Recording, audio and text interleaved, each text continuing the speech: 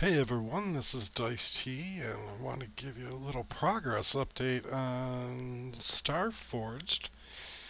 Ironsworn Starforged for Foundry, and took all day today and got the dice working, which is no small undertaking if you're not familiar with the system. It's a pretty hefty um, task that you kind of got to go through, but that just might be my inexperience. We'll see. Anyway, um, I'll start from there. I'm not sure where everybody has seen the stuff, the progress that's been made, and I'm not sure what was in my last video exactly. So I'm going to go from that and move backwards. But we'll start,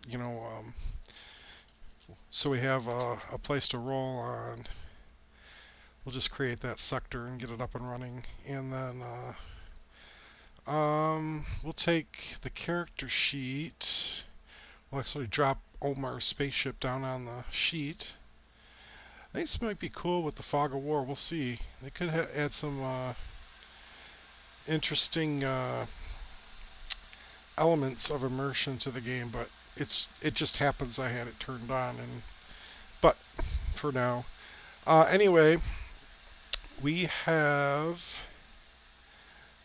currently we now have the dice working, so we'll show you the rolls, and obviously I have Dice So Nice on, so you'll click the rolls. They will pop up, and it'll tell you the roll, and it will code the hit in a shade depending on what the result is, and give you the dice results.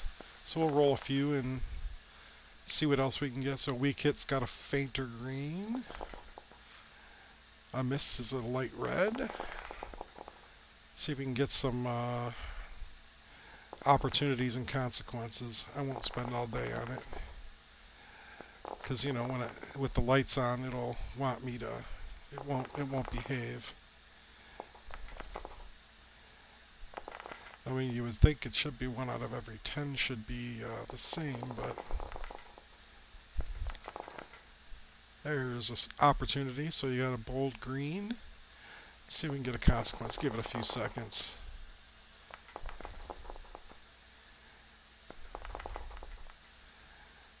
I wish I rolled this well on during live streams.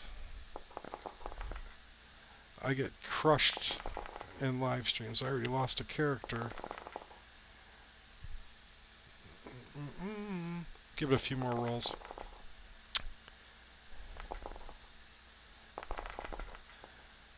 And you're not going to want to behave. If we were playing, it would be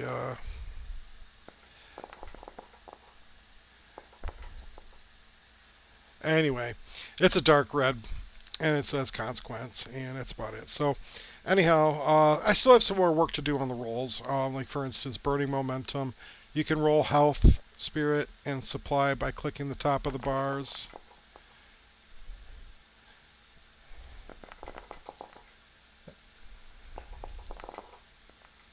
So, and then you just click these down here.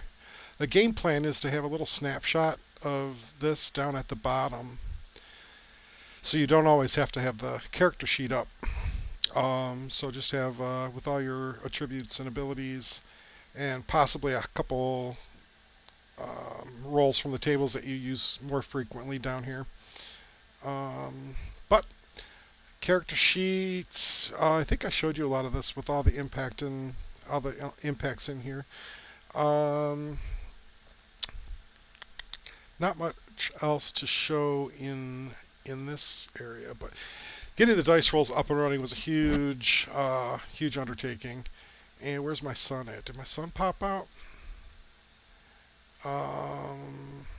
Yep, there it is. I didn't give it any radiance, so it will. Another thing we added here is to the planets. When you add a planet,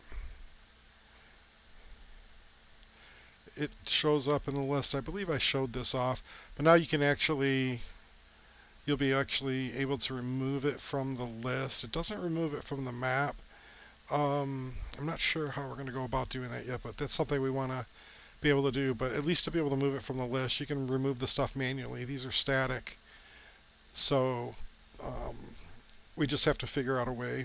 We'll get to that eventually, where you can add settlements and planets to this, but then same with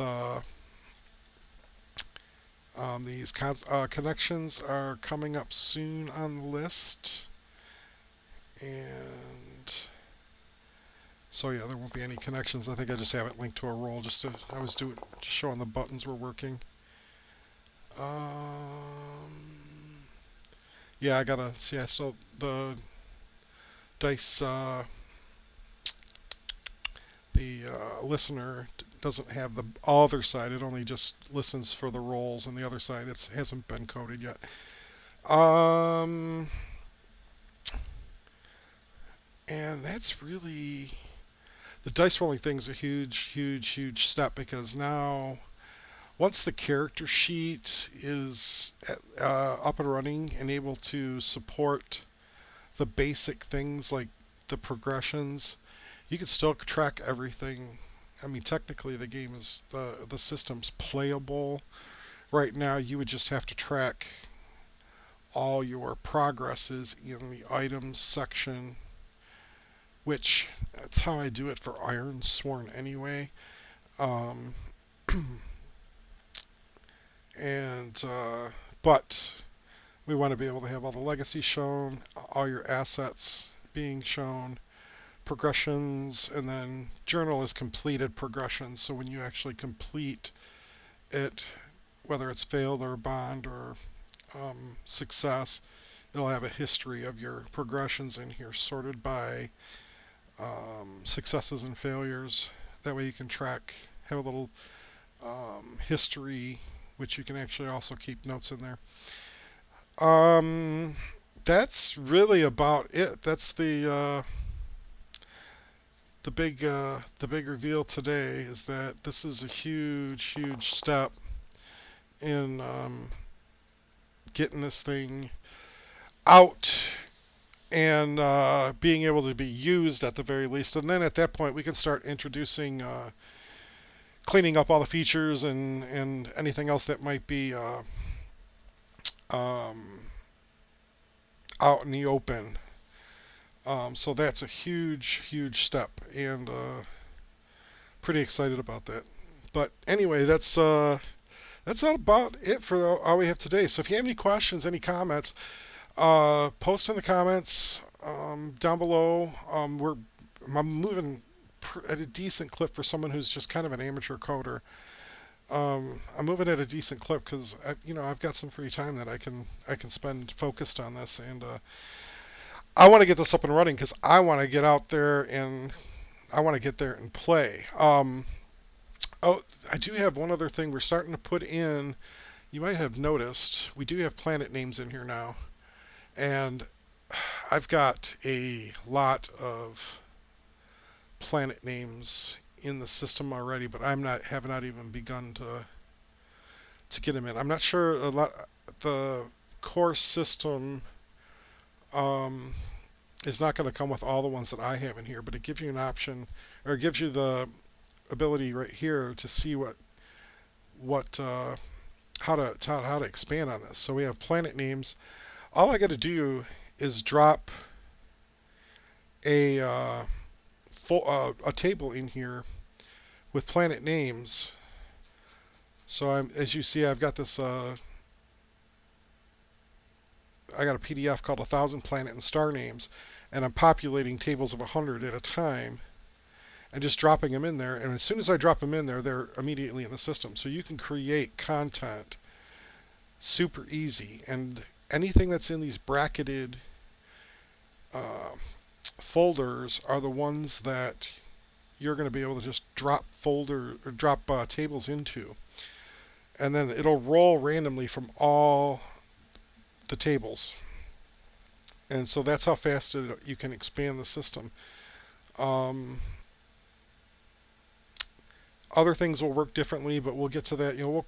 When I get to that point, we'll be explaining everything to you, how everything works, and getting a full how-to and have a tutorial video out there. Like actions, if you just start dropping actions in there, away you go. Um, and I still have to go through and clean up all these folders, but it gives you an idea how fast you can update the system for yourself. So you might have some resources out there that uh, expand on action and theme, or description and foci, or character names, stuff like that. You'll be able to update that stuff in a very fast manner. I think location. I don't have location types. I'm trying to look and see which ones. Um, planets will work a little differently. Planets you'll have to expand the planetary classes. Yeah, you can expand the planetary classes. So if you have more planetary classes, you could just do another table, or you can add to this table, even though this is the default one. So you might want to do a different one.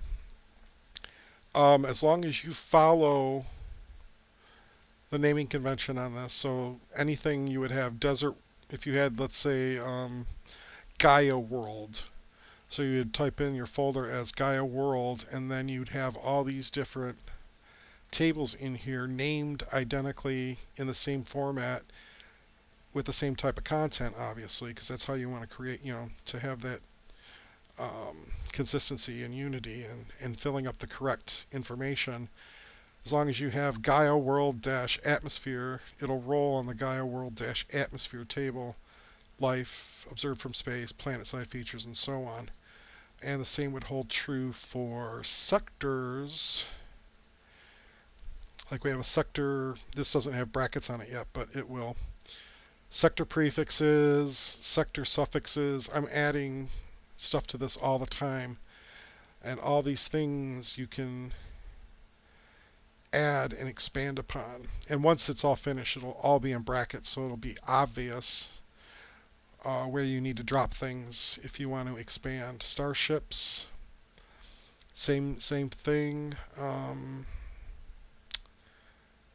If you want to add different starship names, I've got 3 different tables of 100 starship names, so we've got 300 different starship names already, and I plan on adding more because I know this starship name part 2, the sci-fi codex had 500, might have been more, it might have been 1,000. I think it was 500 starship names.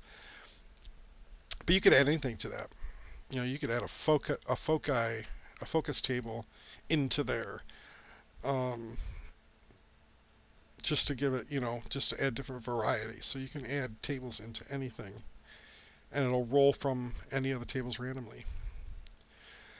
I think that's one of the coolest features that you can actually take that anywhere then. If the script will have a macro available as well, because we're not going to link every single table, but we'll provide you, at least the stuff that's not scripted, we'll provide you with the mechanism on how to do that. You can actually create your own folders for whatever you like.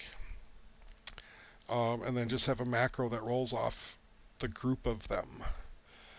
Other than that, I just started rambling again when I said I was done. I think I do that a lot. But I'm excited. This is some cool stuff, and I'm really thrilled that it's coming along like this, and I can't wait to be able to get this into other people's hands, to be able to use it. And of course, there could be some, bugs along the way, but that's why I need more people looking at it once it's at that point where we're in quote unquote alpha or beta or whatever they call it. I don't know. But that's all we have for today. I thank you very much, and yeah, leave a like, ask any questions, or give me any criticisms you might have, what you might want to see, and see how that jives. And I'm trying to get feature or mechanics done and imperative stuff done first, and then I'm going to start going through and doing the fine-tooth comb stuff on broadening the immersion factor. So any good ideas on that stuff, please let me know. I thank you very much, and have an awesome time Peace.